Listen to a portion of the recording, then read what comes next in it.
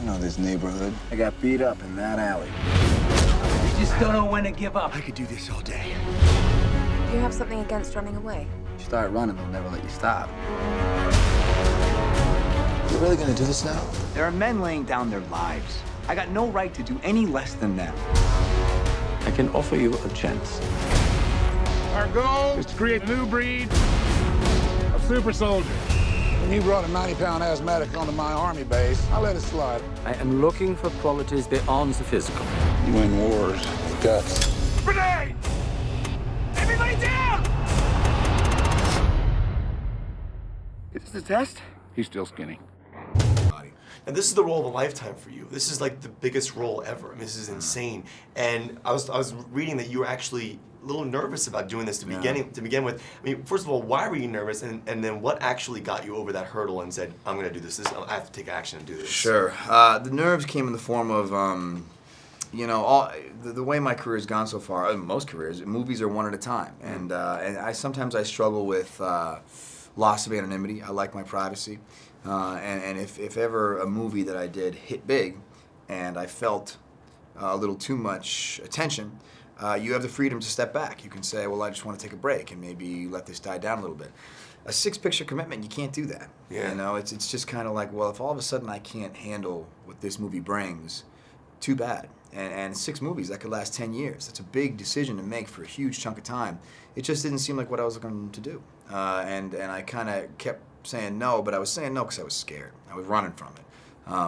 And it just kind of started feeling like I got a great group of friends and family, and every person in my camp was saying, do this movie, do this movie. And they were saying, Chris, if you're scared of something, that's exactly what you should do. You know, the decisions you don't do are the things you regret more than the things you know,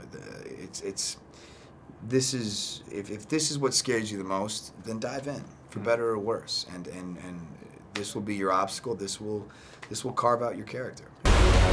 Whatever happens, stay who you are. Not just a soldier, but a good man. Is it too late to go to the bathroom?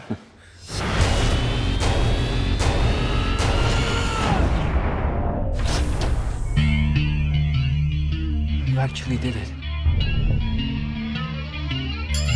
I think we need to clear something up for the world here. For any of the scenes that you shot with your shirt off or your muscles showing, they had me step in. That's right. That was the first thing they set up. Right. I was like, okay, who's this guy? Yeah. Okay, I guess if he's the right guy for the job. Did I do okay? I mean, were the muscles nailed okay? it, man. You nailed it. All right, let's make sure I'm good on that. I have to say, you know, some of my favorite shots in the movie were, you know, these earlier scenes. I mean, if you don't mind, not too technical, but how the heck did you shoot those scenes where you look that skinny? It's amazing. I mean, initially they talked about doing head replacement, putting my head on a skinny actor's body. And right. Joe and I both agreed that the performance wasn't something I wanted to share. I think the early stuff is important, trying to identify with the character, and if I can't be in control of that performance, it doesn't feel like mine. So they literally just shrunk me down, and it's a pretty tedious process. Like, even if I was filming you and shrunk you down, as you shrink, background appears behind your body. Right, so right. you have to do multiple takes with green screen backdrops, and it was just long days. Was there a skinny guy who ever stepped in and like she shot some of the scenes with the shirt off? Sure. There were certain scenes where just to get reference for the special effects team, I mean, if you just shrunk my body down to scale, it would be smaller, but it would be a smaller kind of muscly, you know what I mean? Like the clothes sit differently on a truly skinny person. So we would do the takes, you know, however many times, 5, 6 times, and then we had the skinny actor named Leander, great guy, come in and do one take just for reference. And anytime there was no movement, if I was sitting static, if I was lying on a board, they would do head replacement. It was a lot, I think it was a bit cheaper, I think it was a bit easier. And if there was no body acting required, I had no problem with them putting my head on his body. Who the hell are you? The first of many. Hydra is the Nazi Deep Science Division, led by Johann Schmidt. He thinks he's a god, and he's willing to blow up half the world to prove it. You're not even close to this technology. I asked for an army, and all I got was you. Congratulations. You just got promoted. Mr. Stark? I had some ideas about the uniform. You're gonna get so many girls. Your character is a badass. I mean, I really felt that way. And your entrance scene is so epic and it's so amazing. Yeah, and your character, like, I mean, she's just tired of being like, you know, looked down upon by the men in the military. I mean, you hate that aspect. Talk about like walking out and shooting that scene. How epic was that for you? That was my first day shooting that scene, and it was terrifying. But what was great is that because Peggy is so strong, it gave me the confidence to just go and do it. And I think she is tired of the constant niggling from guys, so she just wants to kind of hold her own, and she's kind of reduced to punching him in the face because she's so bored of it all, really. But it's great, you know. It was so good, so great to play something so strong, especially in that era.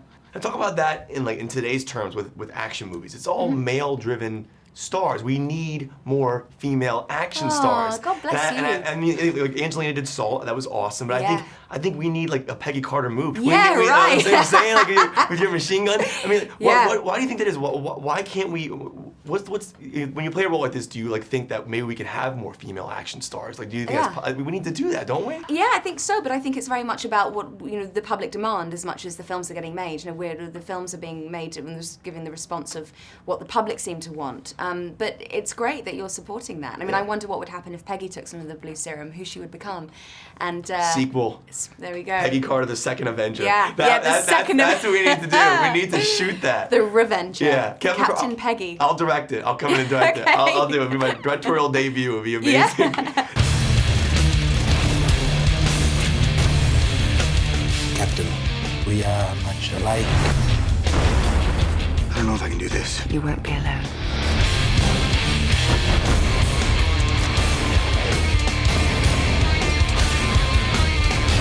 What made you so special? Nothing. I'm just a kid from Brooklyn.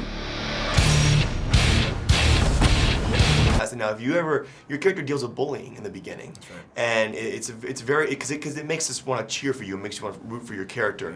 When you were like in high school and middle school, did you ever deal with bullying yourself? Was that something that was a part of your life, or were you? No, I was lucky enough. I had a good group of friends. We never really got bullied. I'd see bullying. I was very anti-bullying. Would you ever step in and help kids out? I remember when I first moved to the town that we moved towns when I was 10 years old, and I remember being on a bus, stepping in and stopping something that I saw happen from a kid that was in my neighborhood. You didn't hit it with a shield, though. You didn't throw a shield in his face. No. Luckily it didn't come to any type of fisticuffs. But yeah, it always rubbed me the wrong way whenever I saw that happen. Cool. Well, listen, congratulations to you. I'm really Thank happy. you so much, You did man. phenomenal in this.